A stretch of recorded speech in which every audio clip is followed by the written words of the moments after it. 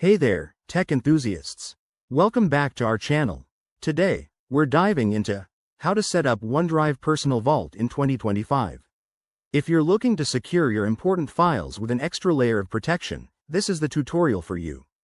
OneDrive's Personal Vault is a feature from Microsoft that keeps your sensitive documents, photos, and videos locked away, requiring additional verification to access.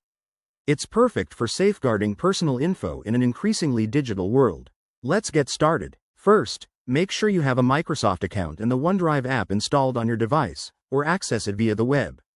Open the OneDrive app and sign in with your credentials. Once you're in, look for the Personal Vault option. It's usually under the Files tab or in the navigation menu. If it's your first time, you'll see a prompt to set it up. Next, you'll need to verify your identity.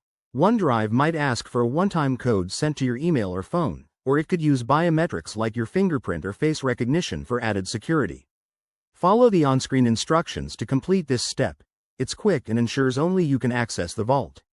Now, once the vault is set up, click on it to open. You'll be prompted to enter your verification method again. Inside, you can start adding files by selecting the Add Files button. Choose the documents or photos you want to protect, and they'll be moved or copied into the vault. Remember, files in Personal Vault are encrypted and require extra steps to view, even on your own device. A pro tip: always use strong, unique passwords for your Microsoft account and enable two-factor authentication to maximize security.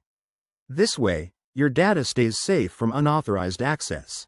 And that's it, you've successfully set up OneDrive Personal Vault in 2025. It's a simple yet powerful tool to keep your digital life secure. If you found this helpful, give it a thumbs up, subscribe for more tech tips, and let us know in the comments if you have any questions. Stay safe online, and we'll see you in the next video.